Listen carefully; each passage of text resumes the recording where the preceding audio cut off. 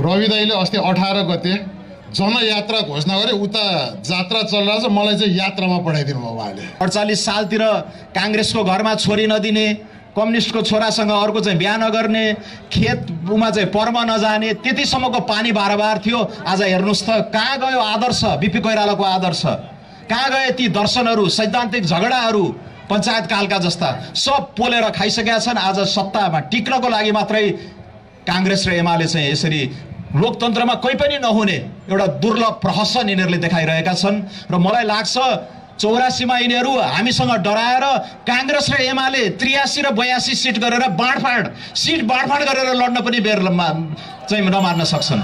त्यस्तो लज्जास्पद स्थितिमा चाहिँ यो नेपालको लोकतन्त्रलाई यिनीहरूले पुर्याएका छन्। त्यसैले यसबारे हामी सबै विकल्पहरूमा चाहिँ तयारी गरेर अगाडि जानुपर्ने हुन्छ। यो प्रधानमन्त्री हुने बित्तिकै ट्रङ्क लाइन र डेडिकेटेड लाइनको पैसा नतिरिने चाहिँ बिजुलीको चाहिँ लाइन जोड्नु भनेर कसले भने? यो प्रधानमन्त्रीले भने। सदनमा म बोल्दा माइक काटे होइन, त्यो पैसा उठाउने विषय प्रवेश गराउने बित्तिकै समितिमा हामीले यो विषयमा कति चाहिँ बोलेका छौँ, आवाज उठाएको छौँ। र जब अनि उहाँ कुलमानजीले ताकेता गरेर विद्युत काटिदिने बित्तिकै प्रधानमन्त्री हतार जोड भन्ने कसले? अनि त्यो जे पनि त्यो जस्तो सुकै नै आरोप लगाउनु पाइन्छ? होइन, उठाउँदै होइन। सरकारले त नउठाउनको लागि छ सेटिङ सरकारको। के कुरा गर्नु भयो? अब उठ्दैन डेडिकेटेड ट्रङ्क लाइनको हेर्दै जानु होला। किनभने प्रधानमन्त्री बन्ने बित्तिकै उहाँले त्यही बाटोमा हिँड्नु भएको थियो। के अरे धेरै बेर 8-9 महिना लाग्यो, पैसा उठ्दै थियो। अब मलाई कस्तो लाग्छ भन्दा अहिले काठमाडौँमा जात्रा चलिरहेछ, एकदम महत्त्वपूर्ण जात्रा। मेरो साथीहरू त्यही जात्रामा स्वयंसेवक भइरहेछ। रवि दाइले अस्ति 18 गते जनयात्रा घोषणा गरे, उता जात्रा चलिरहेछ, मलाई चाहिँ यात्रामा पठाइदिनु भयो उहाँले।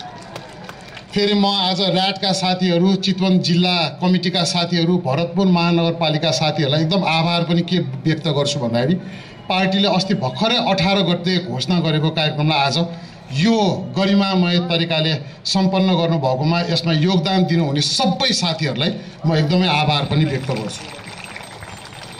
अहिलेको राजनीतिक परिस्थिति राम्रो छैन। उहाँहरूले के भन्ठान राख्नु भएको छ भन्दाखेरि उहाँहरूले झुक्काइरहेको हामी झुकिरहेछ भन्ठान राख्नु भएको छ। तर सबै कुरा जग जाहेर छर्लङ्गै छ। उहाँहरूले हामीलाई गाड्न खोज्नु भएको छ, लहट्नु भएको छ, काल कोठरीमा राख्न खोज्नु भएको छ।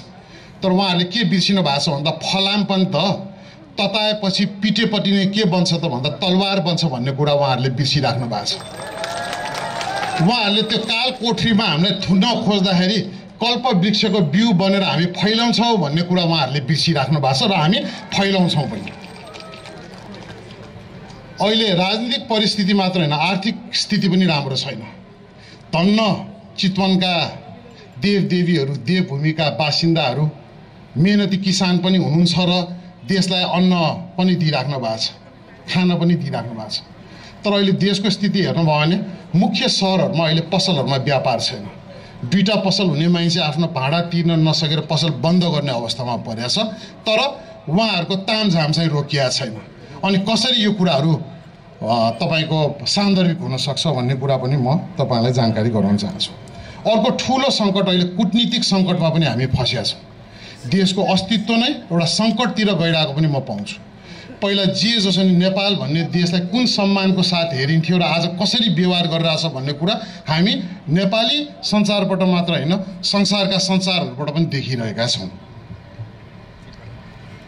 मलाई थाहा छ आजको यो कार्यक्रम हामी सबैलाई मनमा अमिलो भएर भएको छ। हिजो भर्खरै रवि दाइसँग कुरा गर्दाखेरि बिहान मलाई फोनमा भन्नुभएको थियो अलिअलि गाह्रो अप्ठ्यारो भइरहेछ, पार्टीभित्रको पनि मैले मिलाउनु पर्नेछ, तर तिमी मजाले जनयात्राको तयारी गर्नु, केही धन्न मान्नु पर्दैन, तिमी अगाडि बढ भनेर भन्नुभएको थियो।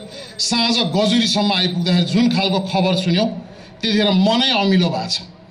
तैपनि यस्तो बावजुद पनि हाम्रा जिम्मेवार साथीहरूले जुन एउटा भनौँ न आफ्नो उच्च मनोबलमा काम गर्नु भएको छ त्यसलाई म एकदमै हृदयदेखि सम्मान पनि व्यक्त गर्न चाहन्छु। अहिले देवघाटको कुराहरू आउँदा मलाई एउटा कुरा असाध्यै गर्व लाग्छ। मैले त्यतिखेर पनि उपनिर्वाचनमा भनेको थिएँ प्रयागराजमा 1000 चोटि नुहाएको बराबर चाहिँ एकचोटि देवघाटमा नुहायो भने चाहिँ त्यति पवित्र हुन्छ भन्ने कुराहरू बाहिर आइरहेछ र हामी आज त्यो भूमिबाट हाम्रो जनयात्रा सुरु गर्दैछौँ। के हुन्छ मलाई थाहा छैन, तर म के भन्न सक्छु भन्दा आज तपाईँहरूमा उत्साह देख्दाखेरि हाम्रो जनयात्रा आधा उद्धि सफल भइसकेको छ। हामीले तपाईँहरूको आशीर्वाद, देवघाटको यो देवभूमिको आशीर्वाद पाइसकेका छौँ।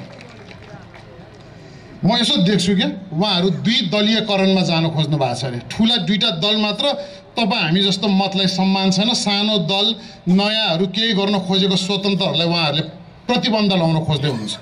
यो मेरो विचारमा तपाईँहरूले पनि विभिन्न सञ्चार माध्यमबाट देखिसक्नु भएको छ। म यही चितवनको भूमिबाट उहाँहरूलाई भन्न चाहन्छु, तपाईँहरूले दुई दलमा देशलाई लानै पर्दैन। जनताले लगिसक्यो। अब देशमा दुईवादी मात्रै छन्, दुई तन्त्र मात्रै छ। एउटा लुटतन्त्रवादी छ, एउटा लोकतन्त्रवादी छ भन्ने कुरा पनि म उहाँहरूलाई यहीँबाट घोषणा गर्न चाहन्छु। सो उहाँहरूले दुई दलीय हिसाबले त्यो सत्ता कब्जा गर्ने भनेर सोचिराख्नु पर्दैन।